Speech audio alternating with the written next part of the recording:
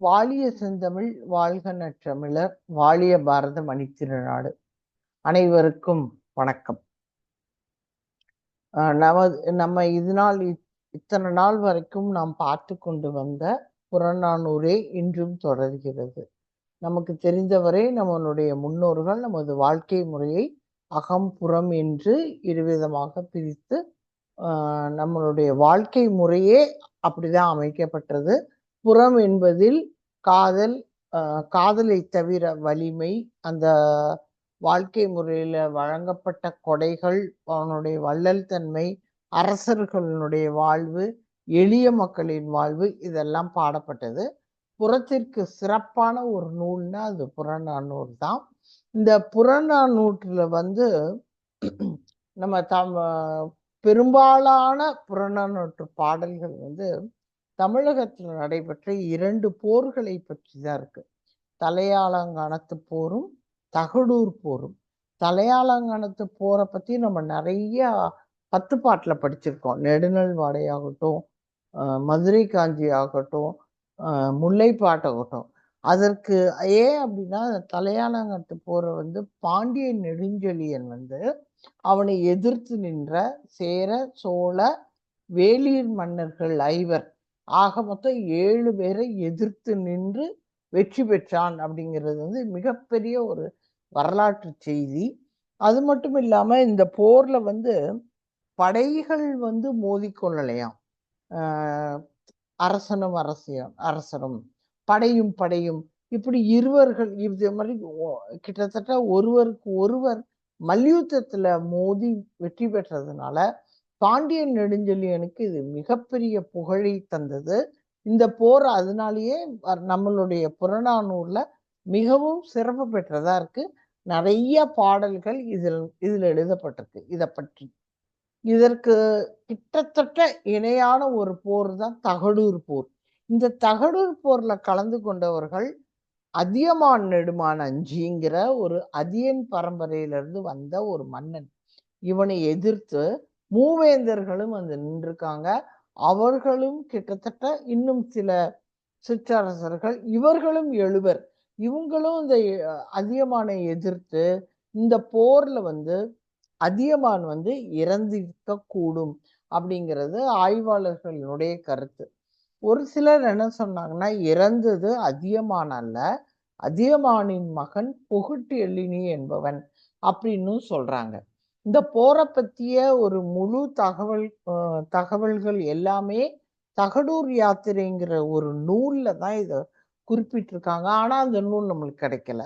அதனால இதனை பற்றிய அங்கங்கு கிடைக்கிற வரலாற்று செய்திகள், அதியமான பற்றி நம்மளுக்கு கிடைக்கிற செய்திகளை வச்சு தகடூர் போர் ஒண்ணு நடந்திருக்கு.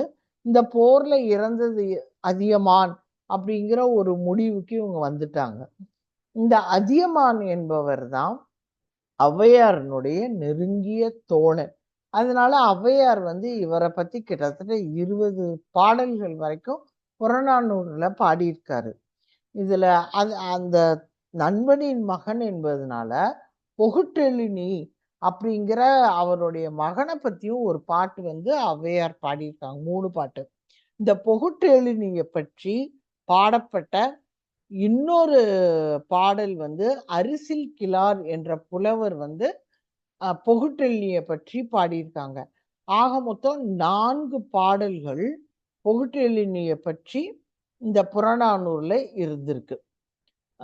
இந்த இதுல அரிசில் கிழாருடைய பாட்டினுடைய அந்த ஒரு சின்ன ஒரு சாராம்சம் மட்டும் சொல்றேன். என்ன அப்படின்னா, போர்ல பொகுட்டெழினி தான் இறந்திருக்க கூடும் அப்படிங்கிற ஒரு எண்ணத்துல இந்த பாட்டை நம்ம பார்க்கணும். இந்த பாட்டினுடைய பெயர் கூற்றுவனுடைய தவறு அப்படின்னு. என்ன அப்படின்னா, கூற்றுவனை பார்த்து அந்த புலவர் புலம்புற மாதிரி, நீ தப்பு பண்ணிட்டியே கூற்றுவா, நீ பொகுட்டெழினியை கொன்னுட்டியே, நீ அவனை மட்டும் கொல்லாம இருந்திருந்தேனா அவனே உனக்கு நிறைய பேரை உனக்கு தினந்தோறும் யமலோகம் அனுப்பி இருந்திருப்பாரே, நீ இப்படி அவனை கொன்னதன் மூலம் உனக்கு வர வேண்டிய உயிர்களை வரவிடாம தடுத்துக்கிட்டே, இது உன்னுடைய தவறுன்னு அரிசில் கிழார் சொல்ற மாதிரி ஒரு பாட்டு இருக்கு. அடுத்தது இந்த நம்ம இன்னைக்கு பார்க்க போறது ஔவையார் புகுட்டெழினிய பற்றி எழுதிய 3 பாடல்கள். முதல் பாடல் வந்து 96வது பாடல். திணை வந்து பாடான் திணை. துறை வந்து இயன்மொழி. இதுல என்னன்னா, இயன்மொழி துறை என்பது இயல்பாக அந்த மன்னன் எப்படி இருந்தானோ அவனை பற்றி பாடுவது. நம்ம இந்த இடத்துல எப்படி எடுத்துக்கிறோம்னா, இந்த பாட்டு எழுதும்போது புகுட்டெழி வந்து நம்ம இப்போதைய அந்த ஒரு அதிகார பதவி இருக்கிற மாதிரி, துணை முதலமைச்சர் மாதிரி அதியமானுக்கு துணையா ஆட்சியில இருந்திருக்கிறாரு புகுட்டெழி. அவருடைய மகன், அஞ்சியினுடைய மகன். அப்போ இவரை பத்தி இயல்பா ஒரு பாட்டு. என்ன அப்படின்னா, இவர் எங்கெல்லாம் போறானோ அங்கெல்லாம் அந்த 2 பகை வருதான் அவனுக்கு. என்ன அப்படின்னா, அதாவது கிட்டத்தட்ட ஒரு எப்படி அப்படின்னா, இகழ்தல் போல் புகழ்தல். அதான் இதனோட பாட்டு. அவன் செல்லும் ஊருக்கு போறான். அப்ப இவனுடைய அழக பார்த்து அங்க இருக்கிற பெண்கள்லாம் அவன் மேல காதல் கொண்டு, அவனுக்கு வந்து அவனுடைய காதலை தெரிவிக்கும் போது அவன் மறுத்துடுறானாம். அதனால பெண்கள் அவன் மேல பகை கொண்டுடுறாங்க. 2வது இவனோட யானைப்படையை கொண்டுட்டு தான் எந்த ஊருக்கும் செல்வான். அப்ப அந்த யானைப்படையை கொண்டுட்டு அவன் எந்த ஊருக்கு செல்லும்போது, இந்த ஊர் மக்களுக்கே இவனை பார்த்தாலே ஒரு வெறுப்பு. ஐயோ வந்துட்டான்டா அப்படிங்கிற மாதிரி இருக்குண்ணா. ஏன் அப்படின்னா, அந்த ஊர்ல ஊர் மக்கள் குடிக்கிற அத்தனை குளம், ஏரி எல்லாத்தையும் இந்த யானைகள் வந்து குழப்பி வச்சு பயன்படுத்த முடியாம பண்ணிட்டு போயிரும். அதனால மக்களுக்கும் இவன் மேல ஒரு வெறுப்பு தான் அப்படின்னு, இவன் செல்லும் ஊரெல்லாம் இவனுக்கு இருவித பகை ஏற்படுகின்றது அப்படிங்கிறது தான் இந்த முதல் பாடலினுடைய கருத்து. அதாவது 96வது பாடல். இந்த இடத்துல நம்ம திரும்பியும் நான் சொல்றது, இவர் வந்து ஒரு அரசனுக்கு, அதாவது அஞ்சி என்பதுதான் இவனோட தந்தை பெயர், அப்போதைய அரசன் பெயர். அஞ்சிக்கு துணையாக அந்த அதிய பரம்பரையிலிருந்து வந்த அந்த நாடு எது, அந்த நாட்டு அதாவது ஒகேனக்கல் பெரிய குளம் ஏரியான்னு சொல்றாங்க. பெரிய குளம் பகுதி தான் இவங்க ஆண்டு வந்த பகுதி.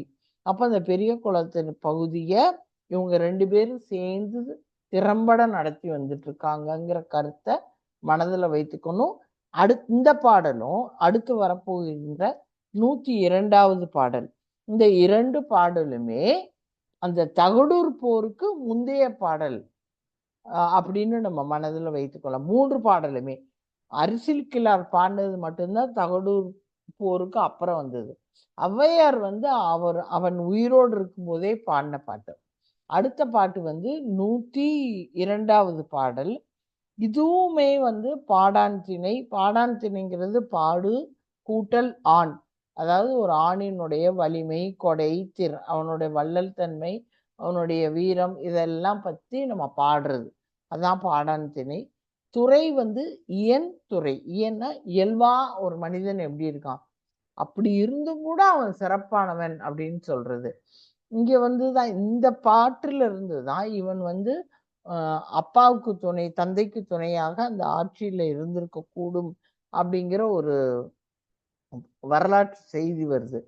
ஏன் அப்படின்னா, இவன் ஒரு சேம அச்சு போன்றவன். இப்ப நம்ம சொல்ற காரனுடைய ஸ்டெப்னி மாதிரி சேம அச்சு போன்றவன். அதியமான் அஞ்சு இல்லைன்னா கூட இவன் ஆட்சியில இருந்து அந்த ஆட்சியை நிப்பாட்டுற அளவுக்கு வலிவு மிக்கவன், ஆட்சி திறம் மிக்கவன்கிற பொருள்ல அந்த பாட்டு எழுதியிருக்காங்க. அதுக்கு உதாரணமா என்னன்னா, அந்த பாட்டில் ஆரம்பிக்கிறதே எருதே இழைய நுகம் உணாரவே சகடம் பண்டம் பெரிது பெய்தென்ற அவள் இழீனும் இசை ஏறினும் அவனது அறியுனர் யார் என உமனர் அப்படின்னு. இது உதாரணம் அவரை பத்தி. உமனர்னா உப்பு விற்கிறவங்க. உப்பு விற்கிறவங்க வந்து நம்ம ஏற்கனவே நம்ம படிச்சிருக்கோம் நிறையா 10 பாட்டு நூல்களை. உமனர்களுடைய வண்டி வரிசையா போகும். 7 வண்டி 8 வண்டி போகும். அதுல எல்லா வண்டியிலையும் நம்ம மாட்டு வண்டியில அச்சு இருக்கும் இல்லையா. அப்ப அந்த எருது வந்து இளம் மாடுங்கிறதுனால பயமே இல்லாம நீ எத்தனை பாரம் வைத்தாலும் சுமந்து கொண்டு இழுத்து கொண்டு செல்லும். மேட்ல ஏறி இறங்கணும், மேல ஏறணும், பள்ளத்துல இறங்கணும், வழியில நிறைய இடைஞ்சல் வரும்போது அச்சு முறிய வாய்ப்பு இருக்கிறது. அப்போ அந்த இடத்துல ஒரு துணையச்சு வேணுங்கிறதுனால எல்லா உமண வண்டியிலையும் துணையச்சு இருக்குமா. அந்த துணையச்சை போன்றவன் இந்த பொகுட்டெழினி என்னும் அஞ்சியின் மகன் அப்படின்னு சொல்லிட்டு அவரை பத்தி புகழ்ற ஒரே ஒரு வரி என்னன்னா, அவன் முழு நிலா போன்றவன். முழு நிலா எப்படி இருளை நீக்கி ஒளி தருகிறதோ அது மாதிரியே இவனுடைய நிழலில் வசிப்பவர்களுக்கு ஒருபோதும் இருள், அதாவது துன்பம் என்ற இருள் அவர்களுடைய வாழ்க்கையில வந்ததே இல்லை. அதனால இவன் ஒரு முழுமதி போன்றவன் அப்படிங்கிறது இவங்களுடைய 2வது பாடல். 3வது பாடல் பாடல் எண் 392. இதோடைய திணையும் பாடான் திணை தான். ஆனா துறை மட்டும் கடைநிலை. கடைநிலைனா வாசல்ல நின்று பாடுவது. இது போன தடவை பார்த்தீங்கன்னா தோழி ஸ்வர்ணா அதியமான் அஞ்சியை பத்தி ஔவையார் கடைநிலை பாட்டு ஒண்ணுப்பா நம்மளுக்கு சொன்னாங்க. 390வது பாட்டு. இது 392. அதே மாதிரியான ஒப்புமைகளோடு அதே மாதிரியான வர்ணனைகளோடு பொகுட்டெழினியை பற்றி ஔவையார் பாடியிருக்காங்க. என்ன அப்படின்னா, இவன் இதுல வெண்கொற்றை கொடையை உடைய வலிமை உடைய அஞ்சியினுடைய மகன் அப்படின்னு சொல்லும்போது இந்த புகழ்லாம் அஞ்சிக்கா இல்லை என்னுடைய மகனுக்கான்னு தெரில. நம்ம அஞ்சியின் மகனாவே எடுத்துக்கலாம். அதாவது தடக்கை நம்ம படிச்ச மாதிரி மூங்கில் போன்ற தோலை உடையவன், வெண்கொற்ற கொடையை உடையவன் அப்படிங்கும்போது நம்ம இது யாருக்குன்னாலும் நம்ம எடுத்துக்கலாம், அஞ்சுக்கு எடுத்துக்கலாம். இவனுடைய அப்போ ஒரு பாணர் இவர் அவனுடைய கடைவாயில நின்று பாடுறத ஔவையார் தன் கூற்றா சொல்றாரு. அதாவது பாணர்னுடைய கூற்ற பாடல்ல வைக்கிறார். நம்ம இப்ப எதுவுமே பாணர் சொல்ற மாதிரி நம்ம எடுத்துக்கணும். இவர் ஒரு பாணர் போய் வாசல் நின்றுட்டு என்னுடைய யானைக்கண் முகத்தை கொண்ட மாக்கினை என்னும் பறையை அடித்து அவன் வாயிலில் நின்றேன்.